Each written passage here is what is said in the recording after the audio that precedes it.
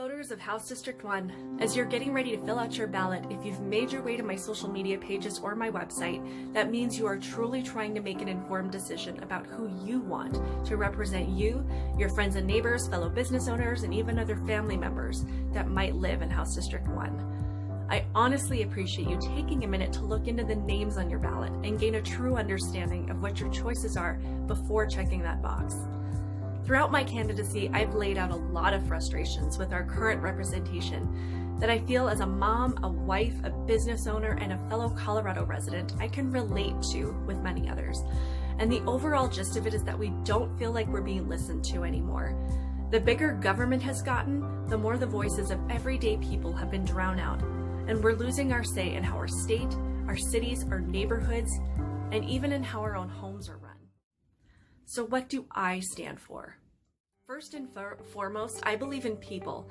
I believe that people were created to accomplish great things, and that when we're given the freedom to make choices about our families, our education, our jobs, our careers, our medical treatments, and even our risks, we thrive as a society so much more than when we're under tight control and government regulation.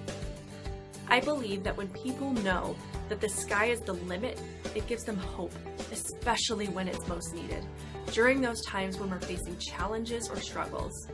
If, in our trials, we knew that even if we exerted the energy to pull ourselves back up, that the effort only took us to a government-designated level of success, like what happens in socialist and big government-controlled countries, then the hope goes from that inherent human drive, from knowing that anything is possible, to being devastated in knowing that you can only go as far as what a controlled society will allow you to.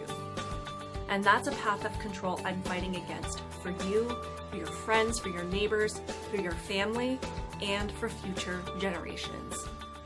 I believe that parents know the situation in their home and the needs of their children far better than anyone sitting in a government building, and that your role as the primary guide for your children as they go from infancy to adulthood should be respected and empowered by the resources you need to be successful in that role.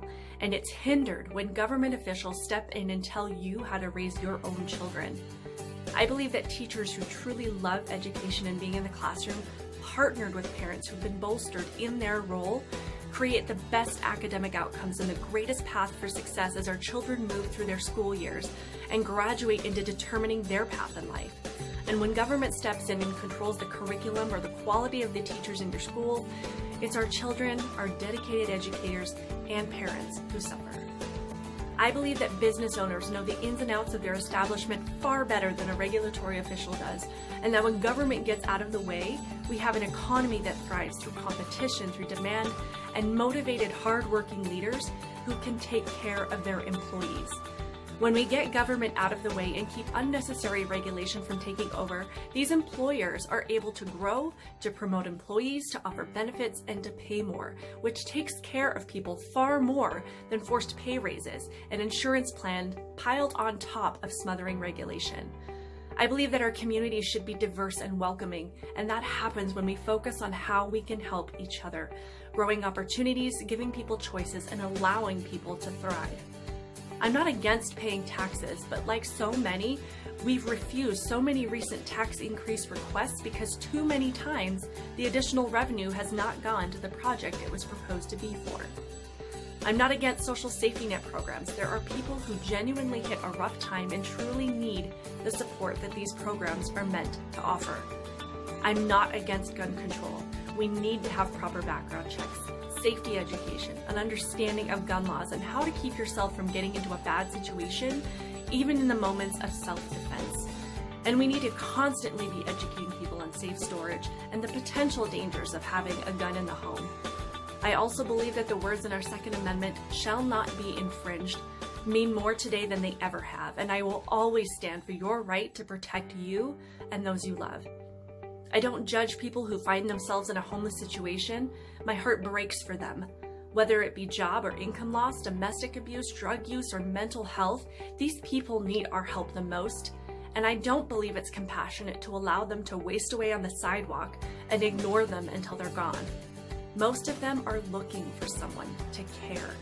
They need to be in immediate housing with resources to assist in their particular need and given a path back into living their lives not just staying alive.